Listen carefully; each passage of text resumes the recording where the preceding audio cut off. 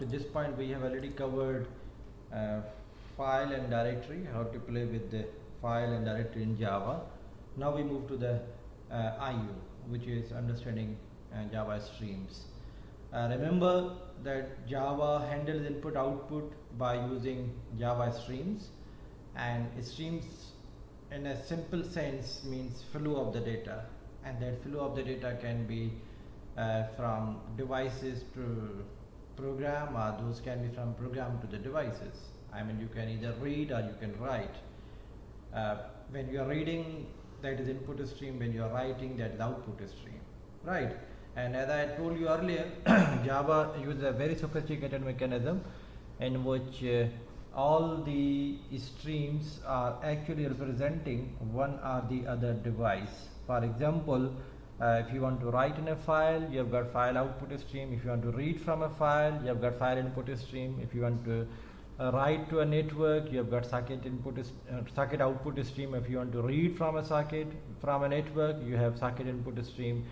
I mean, the beauty of Java is you talk about a source or destination for reading or writing, you will have a corresponding class in Java which you can use to read or write from a particular source. Now remember, in Java the streams are either byte oriented or character oriented. When I say byte oriented, I mean that you will be reading one byte at a time. These streams are usually used when you are dealing with binary data, when you are using images, or even in some cases you can also use these streams to read your text, right? But for reading text, we have got character oriented streams which actually read one character at a time. These streams are quite handy when you want to deal with the text, right? So there is a set of classes which is used for dealing with byte oriented stream, and then there is another set of classes which deals with the character oriented streams. Remember, all these streams which are going to read in terms of byte, they are actually subclass of input stream class, and those streams which are going to write in terms of byte, they are actually subclass of output stream class. Similarly, all those streams which are there for reading text, they are for reading character, they are subclass of reader, and those which are for writing to different sources in character shape, in character form, those are subclass of writer class. So these four classes are important: input stream, output stream, reader and writer. The purpose is same. I mean, input stream and reader, both of them are used for reading. Output stream and writer, both of them are used for writing, right? So let's see how they work. We will cover few streams from byte oriented stream classes, and then few classes from character oriented streams. You will see the basic mechanism. Let's first cover input streams. I mean, byte oriented reading in the byte form. They implement auto closable and closable, as I discussed in my previous video.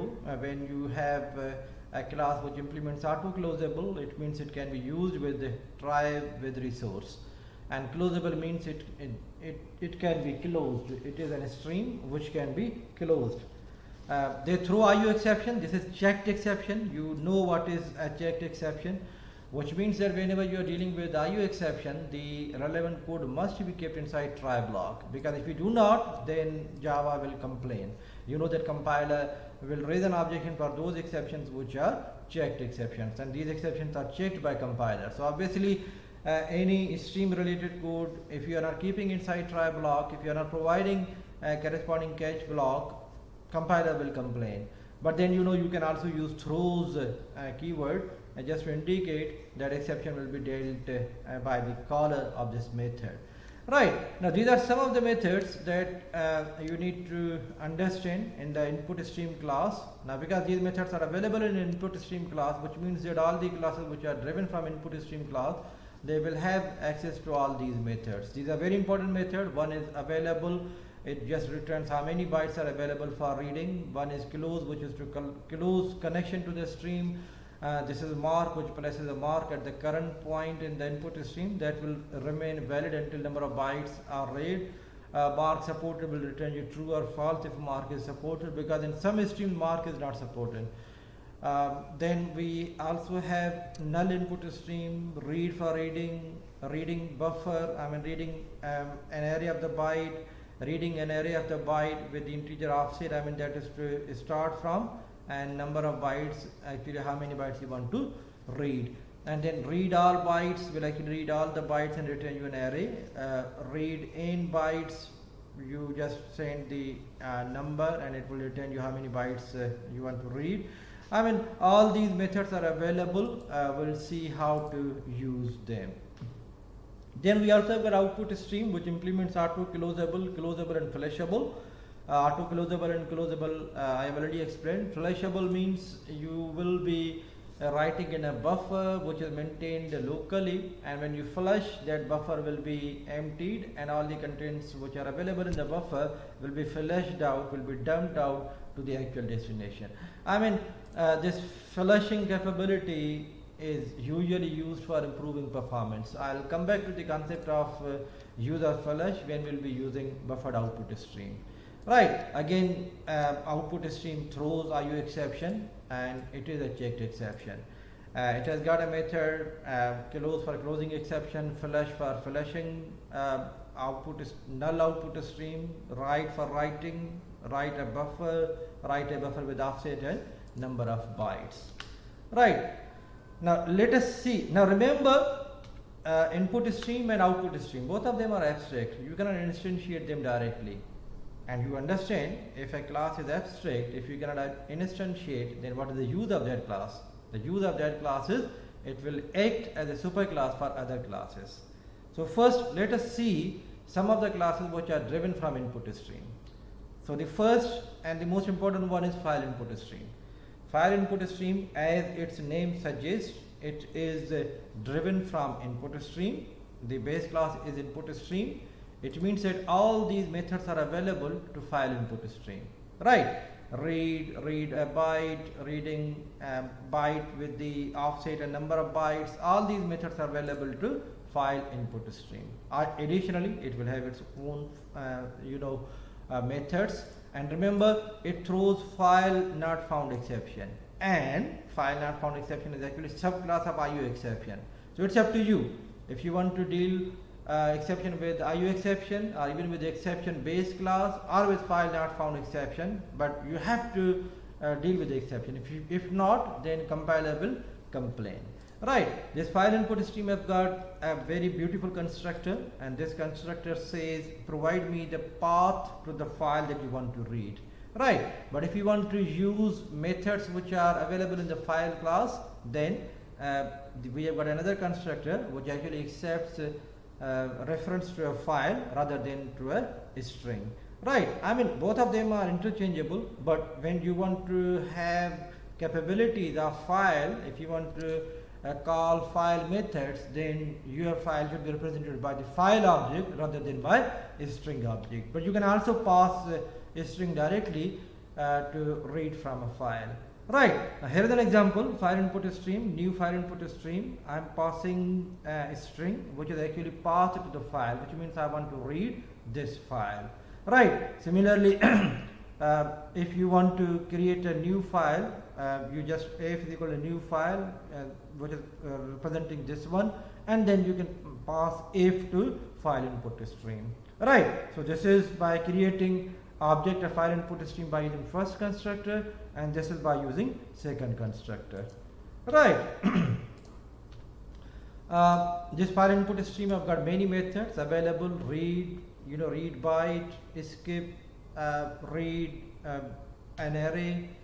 Let us have one example, then you will get a better idea of file input stream.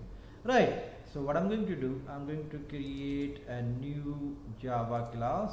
I say file input stream demo, file input stream demo. Okay, so I've got this file input stream demo. In this I have got public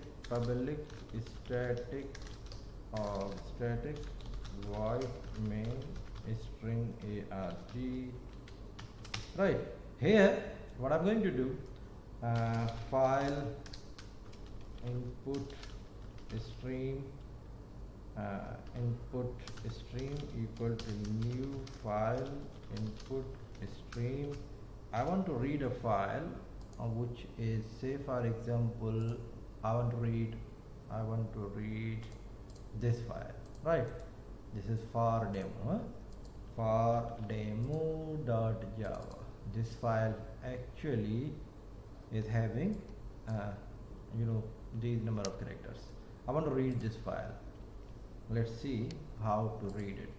You need to provide complete path. I can write here and then the for demo.java, for demo.java, for demo.java. Right. Okay. Now obviously first you need to, because it is not available in java.lang, you need to import it. So let's fix import. For fixing import you have Control Shift and I. So when it is done, now see, unreported exception, file not found exception, must be caught. As I told you earlier, all these exception related classes, they throw IO exception or file not found exception, and these two exceptions are checked exception. And when it is checked exception, you need to provide proper arrangement to deal with that exception. So let's keep this statement inside, try, and then provide corresponding catch block, which is for file not found exception, right? And then I can simply system.out println e, so that we know what exception is thrown. Now again, we need to fix the import. For fixing import in NetBeans, it is Control Shift and I. It will automatically import java.io.file not found exception, and this one is java.io.file input stream, right? Okay, so we have opened a connection to this file. Now these are the methods that I want to play with. Available, the first one is available, so I want to see system.out.println the available bytes for read, or plus I can write input stream dot available. So this will return how many bytes are available for read, right? What does it say? Unreported exception, IO exception, right? Now remember, this actually throws an IO exception, which means that I also need to provide catch block for IO exception, right? So I can write here system.out.println. I need to fix import, okay, right? So this method actually throws IO exception, so you need to catch it. So I have caught this exception as well. So this will tell me how many bytes are available. Remember, bytes means number of characters which we have in this file, right? Now if you have, I do not have, we need to import this, we need to open this in, say for example, Word. Word will tell you how many words are inside this, but Word will not tell you new line and spaces. So in this case, if I say review, word count, this will tell you character with spaces are 146, but obviously there are few characters which are for new line, so those characters will also be counted by Java. So there should be number of characters with the spaces 146, so around 160, 170 number of characters should be returned by this available method in Java. So you can see how many bytes are available, 168 bytes are available, right? Now if you want to read a byte, say for example I say byte, or maybe I say character C equal to input stream dot read, this will read one character at a time, right? And then I am going to convert it inside character, right? And then I say system.out.println, I just print C. Let's see if it reads P. P is the first character. Let's check it. right? So you can see here it has read the first character, right? If you want to read first line, how many bytes we should read? We should read, these are the number of characters which we should be reading. Review, yes, how many characters? 21 with the spaces. 21, we should be reading 21 characters. So maybe if I say, say for example, for I equal to, for integer I equal to 0, I less than 22, I plus plus. So I read one character at a time and then display it, right? And I say read from this location. Okay, so read from I. Now we say read from I, or maybe automatically it will move the reader, it will move the track to the next location. I don't need to provide index, but it will read one character and then move pointer to the next character, move pointer to the next character. So every time you will see that it will read first P and move pointer to U. Next time when you read, it will read U. Next time when you read, it will read B, and so on. Right? Let's check it. Okay, every time we are displaying no new line. Okay, let's check it. You can see public class for demo, right? Public class for demo. So every time we are reading a character and then displaying it. It has also done this, but you say why this is here, because I am not printing a new line. So if you just print new line system.out.println, this will be more readable, right? So you can see I have read first line, public class for demo, public class for demo, and then opening statement. So you can see we can read one character at a time, and when you read a character, the pointer is moved to the next character, pointer is moved to the next character, and so on. And remember, if I read again, you will see that this pointer will still be further. For I equal to, maybe I say I now read 30 more character, and then you are displaying it. This pointer is now public static void main, a new line character, and then hold this. So you can see every time we are reading a character and then pointer move to the next location, right? So we have this method which is read, and we can also do this read bytes, right? Read these number of bytes at a time. So I can do thing like this rather than reading one character at a time. I remove this, right? You know that up to this point it is pointing to the first line. Now I want to read, say for example, next line. It means one new line and then all these characters. How many characters are these? Review. These are actually 39 characters. So maybe I can read 41 characters, because one is new line, one is probably one space, right? So now I say I have a character array. I say a line which I'll be reading, and then I say I will be reading one byte at a time. So for that I need to write here maybe this. So let's do this byte equal to new byte. I say 30, right? And then I say input stream dot read, and we say into the line, right?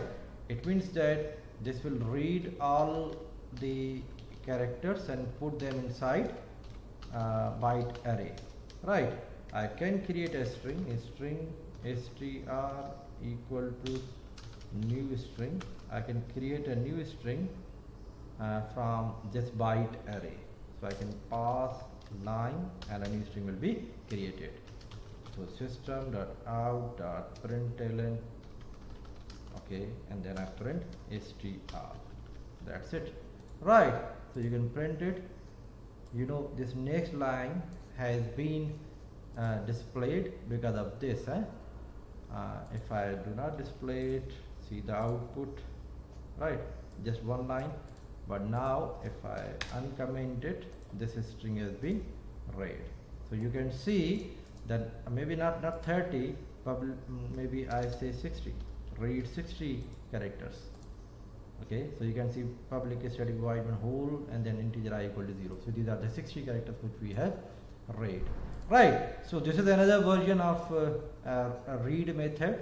A read method says I can read, and how many characters I have to read, you tell me. We say okay, you have to read 60 characters, and all those characters which it will be reading, those will be kept inside this array. And Java is a beautiful language. Java provides you a string constructor which says I can create a string from byte. So you pass this byte array to the string constructor, it will create a new string, and then we have displayed that string, right? Obviously, if you are not lazy, you could have written for I equal to 0, I less than line dot length, line dot line dot y, okay, line dot length I plus plus, and then you could have system dot out dot println, right? You convert in character each of the character from line at I. You could have done this, I declare integer, right? So you can see here, you can also do this. Rather than creating a string, you could also display one character at a time, but then you know it should not be this. Okay, so should be same output, you are still able to display it one character at a time. Let us see what happens if I do not convert it into character, right? These are actually Unicode for all these characters, right? These are actually Unicode for all these characters. So that is the reason why I am converting them into string. I give a space so that you know that 10, 13, 10, 9, 112, 112 should be I think a Unicode for P, right? 112, because if you see Unicodes for English alphabets. So ASCII and Uni are same for English alphabet. So you can see here, it should display, come on, right? So for P, for element of P, small p, for small p the ASCII is 112, the decimal number is 112. So that is the reason why this tells you 112. These are the, you know, for new line and spaces. These are for new line and spaces. So 112 is for P and 117 is for next character, and the next character is U, right? So for U the ASCII should be 117. So you can see here 117 is U, right? So if you display them directly, it will display the ASCII, but if you say no, convert them in character, it will actually display the character on that ASCII. So if you want that character on the ASCII, then you do this, right? So you can do that. We in this case we have read a complete character rather than we have displayed complete you know, line rather than one character at a time. Okay, so these are the two methods, and then skip will actually skip, because if you read at a time, you know, pointer will move to the next character, and when you skip, the number of bytes will be skipped which you are passing. So you can see here I have read here first 22 character, then 60 character, and then if I say input stream dot skip, say for example I say skip next 50 character, right?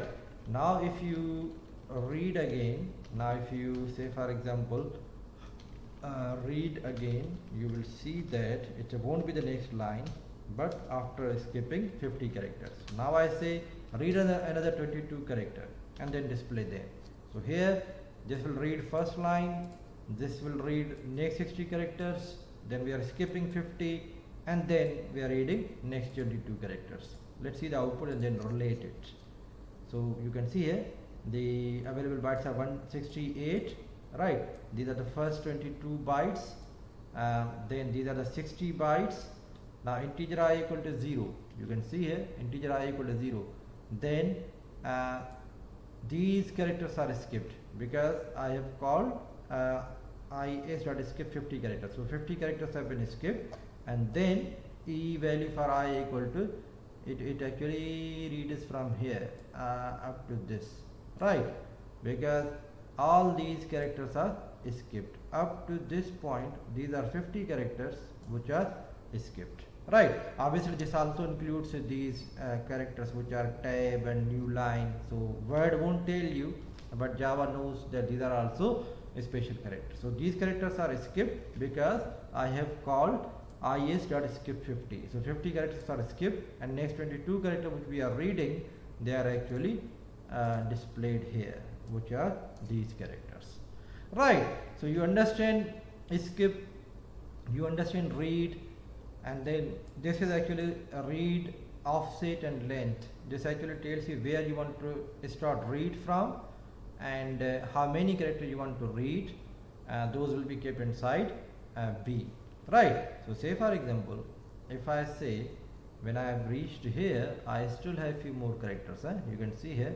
So I say maybe I can start from here, and then maybe on any random location, and then 3 character. So say for example I say I have got byte B equal to new byte, maybe 10 characters, right? So I say start reading from input stream dot read. I say keep the read data in B, and I say start reading from, say for example 10, and read 10 bits, right?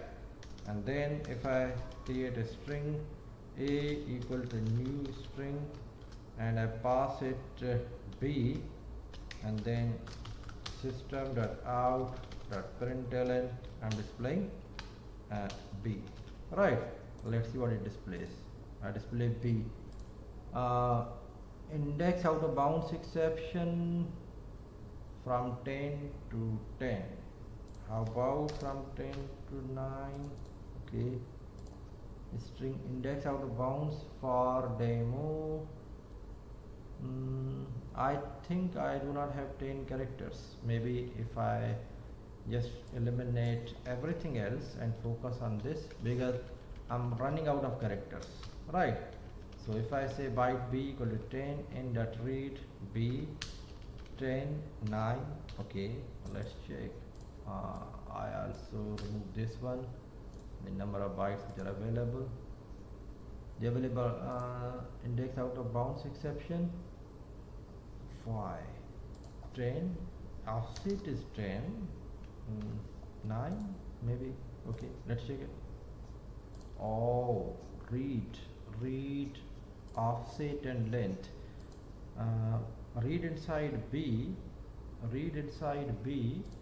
offset and length. There should be, I mean, or maybe we can come back to this method when we will be covering byte input stream. We can play with it, or maybe in my next video I can play with it. But the whole idea is you want to provide 2 more arguments. The first argument is the location you want to start from.